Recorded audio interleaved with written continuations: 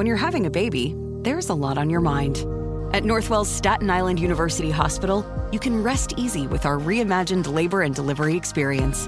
Our new Grapuso Women and Newborn Center provides private suites, overnight accommodations for a loved one, and a top-level NICU, all powered by the team that cares for the most moms and babies in New York.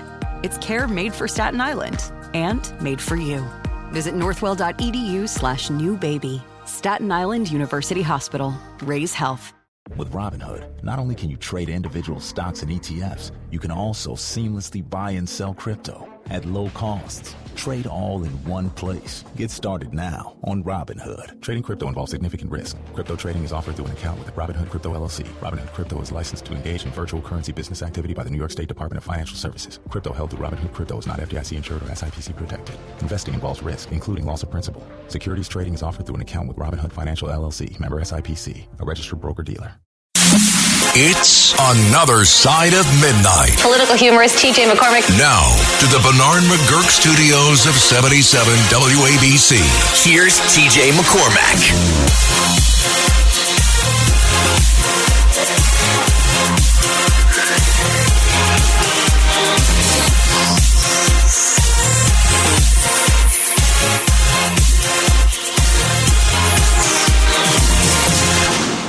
And joining us now, once again, we are joined by Asaf Romirowsky. He is the Executive Director of Scholars for Peace in the Middle East, a friend of the show, and a man who knows his stuff here on Another Side of Midnight with TJ McCormick on 77 WABC. Asaf, welcome back to the show.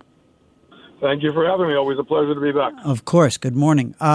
So in the last few days of the week, we saw a bit of a trend happening internationally. First, the UK, Keir Starmer, the UK Prime Minister, followed within 24 hours by Canada. And certainly it seems even more countries are going to line up along this to where they've made the announcement that they are going to acknowledge a Palestinian state and as part of a two-state solution. And that change, though, there's slight references to some qualifications, but not exact. You don't hear these countries pounding their fists saying, but we won't do it unless you free the hostage. So tell us about this paradigm shift, Asaf. How does this bode for any sort of ceasefire or any sort of peace agreement? How does this change what's going on the ground in the region with these countries lining up and identifying a Palestinian state? Well, so let's first contextualize. I mean, you mentioned obviously the Canadians and you mentioned the Brits. The first to announce that they were going to make this grandiose declaration were the French, and so Macron was the one who kind of decided, who started the domino effect. You're right. And following the French, the Brits, and now today the Canadians. Yeah. This is a tactic, to my mind. Now, first of all, let's be clear. The only true victors or the kind of recipients of this strategy are the Palestinians and Hamas itself. Because really, what it really shows is that this is the only population that can mutilate, can rape, can have a modern day Holocaust, and the resulting in a statehood after no consequences. And to your earlier point, the question of consequences regarding we still have hostages, dead and alive, inside of Gaza. There is still an ongoing war that is still ensuing inside of the area. And so all of this is part of what I would consider to be a Hamas propagandist tactic to try to deflect, to say, well, okay, there's going to be some kind of fantasy of a two-state solution that's going to come to fruition, which has already failed time and time again. Sure. If the Arabs truly wanted a state, they could have had one back at the beginning of the 20th century, going back to the Balfour Declaration, going away to partition in 47. But at every juncture, what it has proven is that rejectionism has always trumped statehood. And they continue with that strategy. Now that Hamas, an Islamist jihadi organization, is the main power and is looking to internationalize the conflict, all it does is put pressure on the state of Israel but really, and tries to deflect away any responsibility on them, which to my mind also speaks to the growing denialism now almost 2 years since the war began, and people are forgetting what happened on 10/7 and who actually started this war. You know, it's further it adds further credence to the entire notion that Israel was founded upon, which is never again, never forget. Because once again, here we are at the precipice of the world starting to forget and starting to forgive. You just simply can't do that. And with Hamas, yes, you can't look at this as anything but a tacit, if not an endorsement of what Hamas did. At least, you know, they're all saying, look, we're ready to move on. Let's get to that two-state solution. Now, we haven't really heard much from President Trump. You'd like to think that President Trump and the United States are the very big, powerful elephant in the room, and that no matter what France and Britain and Canada want to stay or state or believe, ultimately we drive the bus. 100%. I mean, look, I think that, you know, European society is also is suffering from a growing problem of, which is a problem that we're dealing with here in the States regarding Muslim immigration, and also the idea of trying to hijack Western politics with the idea of they're trying to turn those same Western values on its head. I mean, let's be honest about this. I mean, when have the French ever got it right? I mean, you know, they have been wrong on every issue regarding their involvement in the Middle East. And so the fact that Macron believes that he is going to announce this and make this happen, and the fact that Keir Starmer is going to make this happen, I mean, the British mandate ended in 1947, and so really it's a little ludicrous. But from a PR standpoint, it doesn't help the Israelis, you know, the fact that these countries are making these pronouncements. The other part, which is never mentioned in all of this, is really the power. Yeah. Who exactly are they having a two-state solution with? Right. Let's not forget the fact that there is an octogenarian leader, Mahmoud Abbas, who is basically serving is in his almost 20 years of a 4-year term, and there's been no elections going on there. The Palestinian Authority is weak and is ideologically not that much different than Hamas itself. So who exactly is the power that there's going to be governing this? I mean, let's also, you know, if you drill down a little bit deeper into the reality, this is exactly the same problem that Israel is currently having with who is governing Gaza. I mean, there is no alternative to Hamas. They're trying to remove Hamas. And the question is, who's going to actually be that replacement power? And so, you can't have a vacuum. You can't have a vacuum because that's where more terrorism will breed, and that's where, you know, you have to have some sort of control. And interestingly, too, by the way, I mentioned Trump a moment ago, and everyone, once again, we're speaking with Asaf Romirowsky here on 77 WABC, Another Side of Midnight with TJ McCormick. Asaf, you know, I mentioned Trump. He did kind of cut through the muck. I think he might have been on Air Force One when he threw this out there towards the end of the week. He did say, look, you want to end this thing now? Hamas, surrender. Return the hostages. This thing's over. It's lights out once again.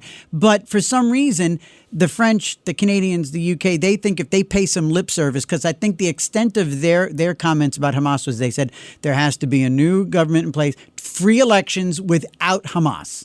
Like, you know, Hamas is they're just going to change the name and grow a mustache. They're just going to go undercover. It's still going to be Hamas running things from the tunnels.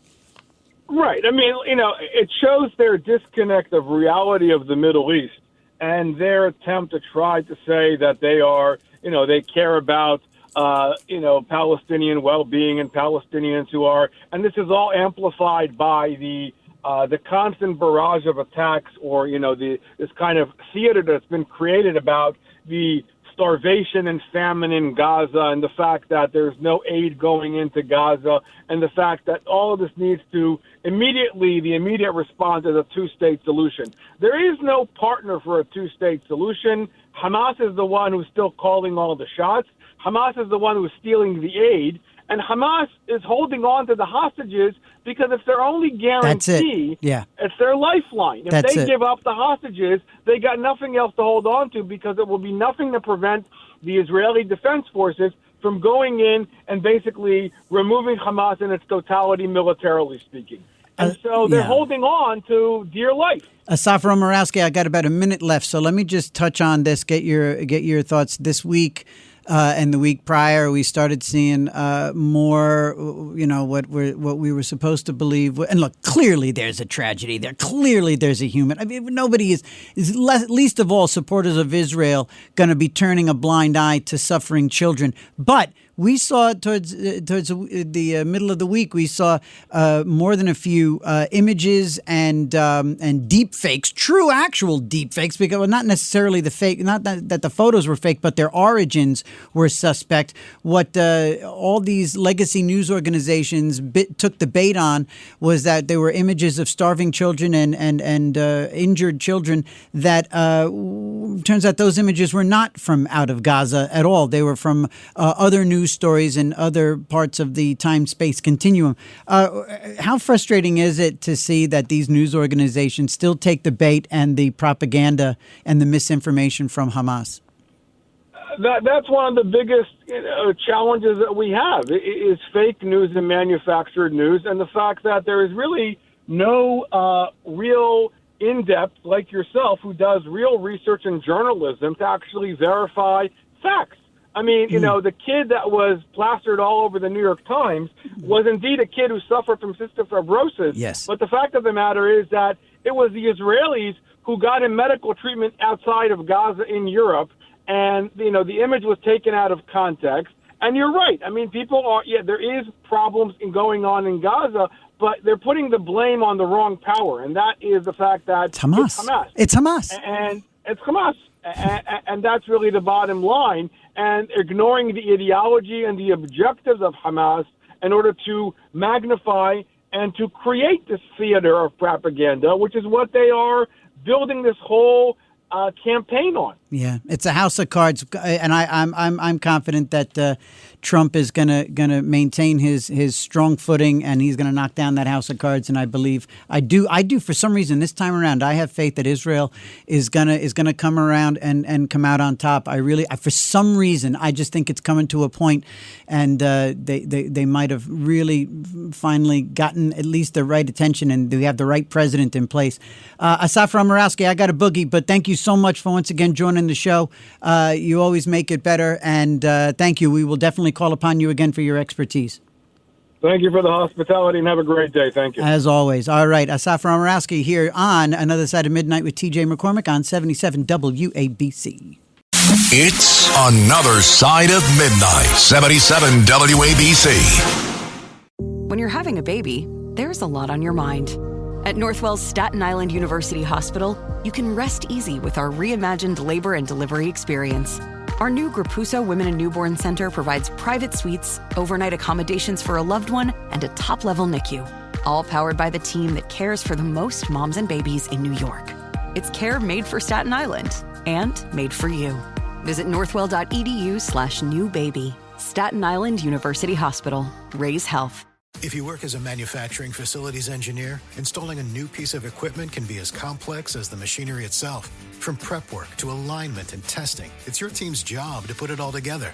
That's why it's good to have Grainger on your side. With industrial-grade products and next-day delivery, Grainger helps ensure you have everything you need close at hand through every step of the installation. Call 1-800-GRAINGER, click Grainger.com, or just stop by. Grainger, for the ones who get it done.